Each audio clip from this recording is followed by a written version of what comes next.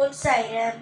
என் அன்பு செல்லமே, என்னுடைய அழகான தங்கமே, வாழ்க்கையில் எவ்வளவுதான் பிரச்சனை இருந்தாலும் உன்னை பார்க்கும் பொழுது ஒரே ஒரு விஷயம்தான் தோன்றும். எவ்வளவு பிரச்சனை இருந்தாலும் தன்னுடைய பிள்ளை எப்பொழுதும் மனதை அமைதியாக வைத்திருக்கிறது. ஆனால் என்ன, சிலரை பார்க்கும் பொழுதுதான் நம்முடைய வாழ்க்கை இப்படி இருந்ததே, ஆனால் இப்பொழுது இப்படி இருக்கிறதே என்று ஒரு ஏற்றத்தாழ்வு பார்க்கிறது என்று என்னுடைய மனமானது எப்பொழுதும் சொல்லிக்கொண்டே இருக்கிறது. உன்னுடைய வாழ்க்கையை எப்பொழுதும் இவர்கள் இப்படியாகிவிட்டார்களே, நாமும் இப்படித்தானே இருந்தோம் என்று நினைக்காது. ஏன் தெரியுமா, வாழ்க்கை எப்பொழுது வேண்டுமானாலும் அழகாக மாறும்.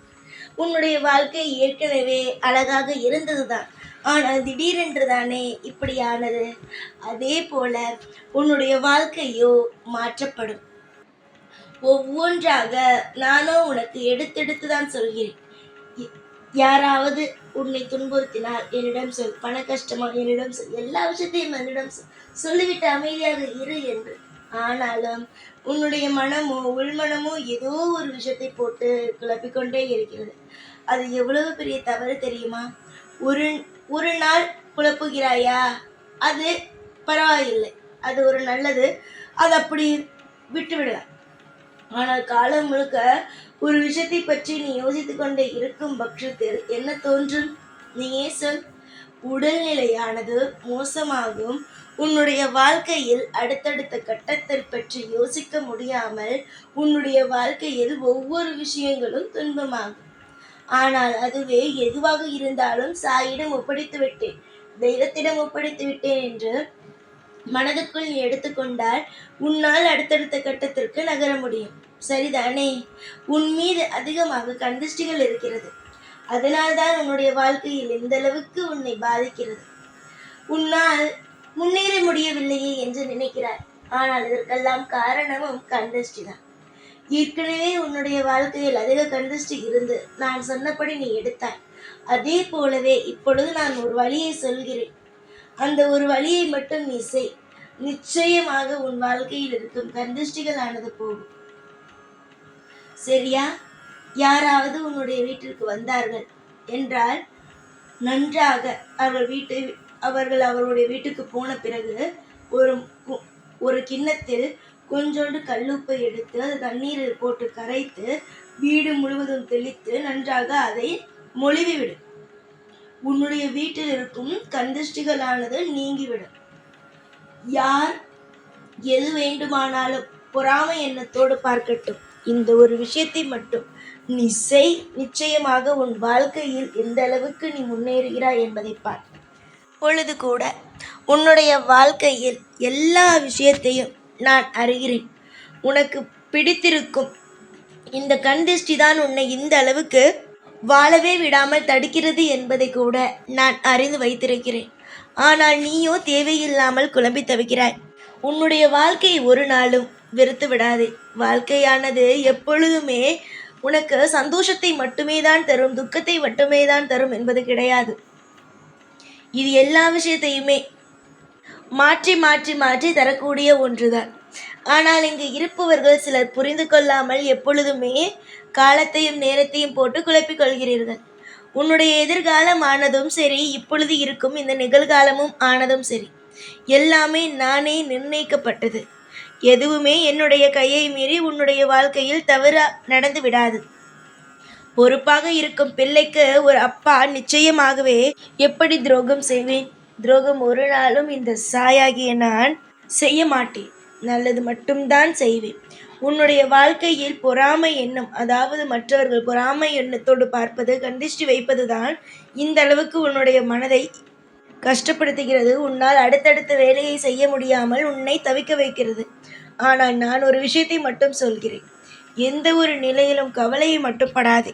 எவ்வளவுதான் போராட்டங்கள் வந்தாலும், எவ்வளவுதான் உன்னுடைய வாழ்க்கையில் கஷ்டம் என்று ஒன்று வந்தாலும், எல்லா விஷயத்தையுமே கடந்து வா.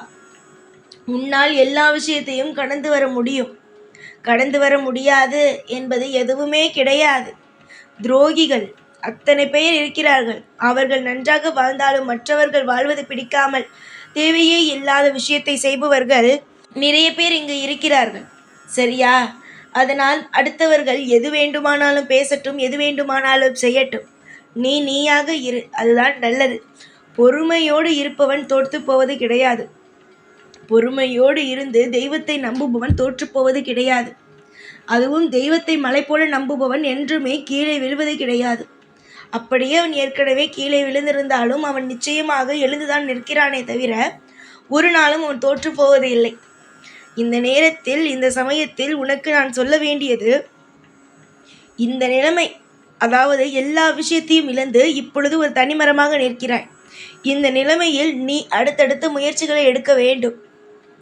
உன்னுடைய வாழ்க்கையில் கீழே போவாய் என்று யாரெல்லாம் நினைத்து, யாரெல்லாம் உன்னுடைய வாழ்க்கையில் இந்த விஷயம் இப்படி, அந்த விஷயம் அப்படி என்று குழப்பி உன்னை நிலையே இல்லாத ஒரு வாழ்க்கையை கொண்டு வந்தார்களோ அவர்களுக்கு மத்தியில் உன்னுடைய வாழ்க்கையை நான் மிகப்பெரிய ஒரு ஆளாக மாற்றுவேன்.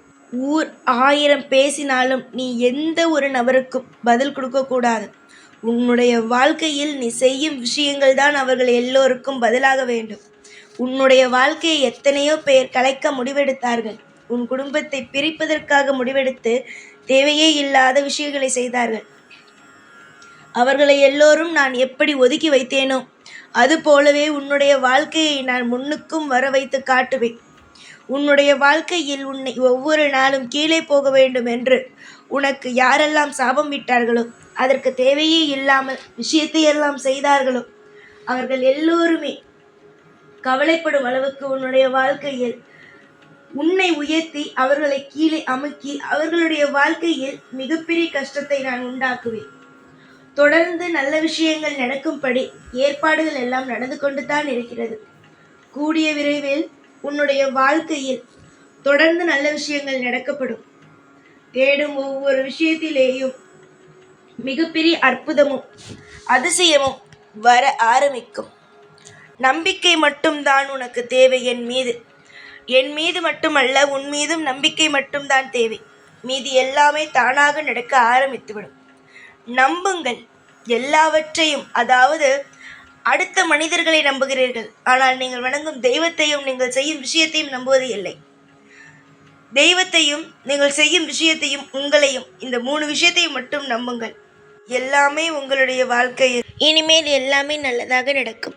கவலைகள் வேண்டாம், சந்தோஷமாக இருக்கும் வழியை மட்டும் பாருங்கள். எந்த ஒரு விஷயமாக இருந்தாலும் தேடி தேடி அலையாதீர்கள். உங்களுடைய ஒவ்வொரு விஷயத்திலும் நான் பொறுப்பாக இருந்து உன்னை ஒவ்வொன்றாக செய்ய சொல்லி, உனக்கு நான் கட்டளையிட்டு ஒவ்வொன்றாக செய்ய சொல்லி உன்னை இன்னும் இன்னும் அதிகமாக வாழ வைப்பேன். தைரியமாக இரு, எப்பொழுதும் உன் கூடவே இருப்பேன். ஓம் சாய்ராம்.